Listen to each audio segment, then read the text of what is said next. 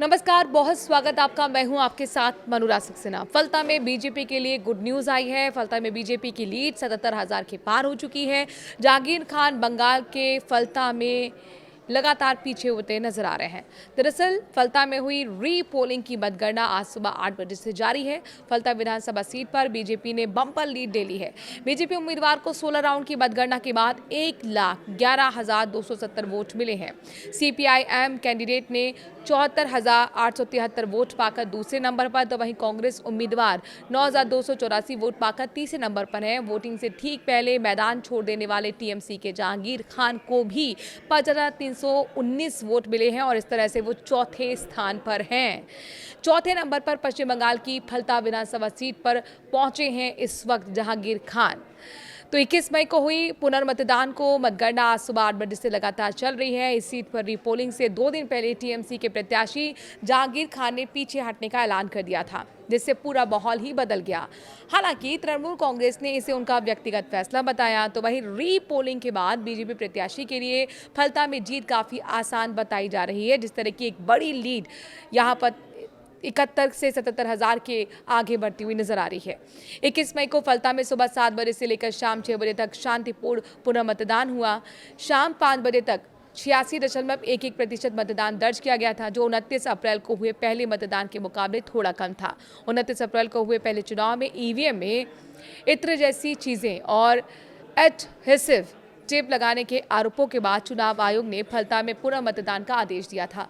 चुनाव आयोग के निर्देश पर फलता में भारी सुरक्षा व्यवस्था की गई थी। 285 मतदान केंद्रों पर 35 कंपनियों के केंद्रीय बल तैनात किए गए थे। पूरे दिन लंबी लंबी कतारें लगी रहीं।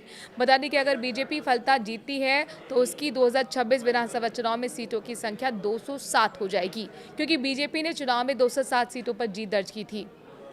हालांकि मुख्यमंत्री शुवेंदु अधिकारी ने 2 सीट यानी कि नंदीग्राम और भवानीपुर से चुनाव लड़ा।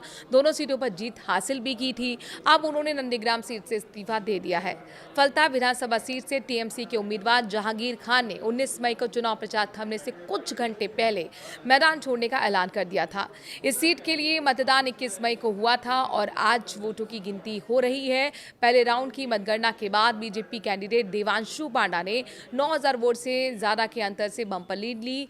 तो वहीं सीपीआईएम के शंभुनाथ कुर्मी 448 वोट पाकर दूसरे स्थान पर रहे। कांग्रेस के अब्दुल रज्जाक मोल्ला 225 वोट के साथ ही तीसरे नंबर पर रहे और पहले राउंड की काउंटिंग में टीएमसी के जहांगीर खान को भी 210 वोट ही मिल पाए थे। बांग्लादेश और वहीं रोहिंग्यों को लेकर डिपोर्ट करने के मामले में एक बड़ा फैसला यहां पर शुवेंदु अधिकारी की सरकार ने लिया है।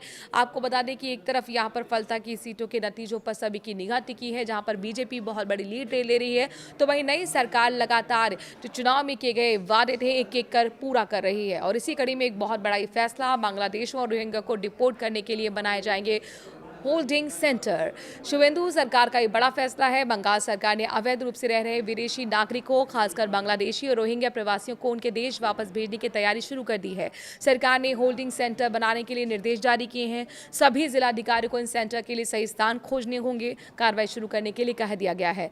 शुवेंदु सरकार की ओर से इस संबंध में पश्चिम बंगाल के सभी जिलाधिकारियों को लिखित निर्देश गाइडलाइन जारी कर दी गई हैं। सरकार ने सभी जिलाधिकारियों को अपने अपने अधिकार क्षेत्र में इन होल्डिंग सेंटर्स को बनाने के लिए सही जगह पहचान करने और आगे की कार्रवाई जल्द से जल्द शुरू करने के लिए कहा गया है।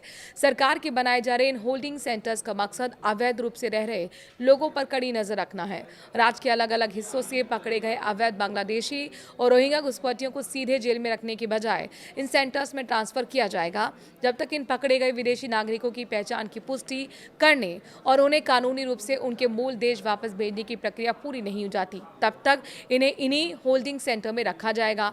बता दें कि बीजेपी ने इसी साल हुए बंगाल विधानसभा चुनाव के प्रचार के दौरान राज्य से अवैध प्रवासियों को निकालने का वादा किया था।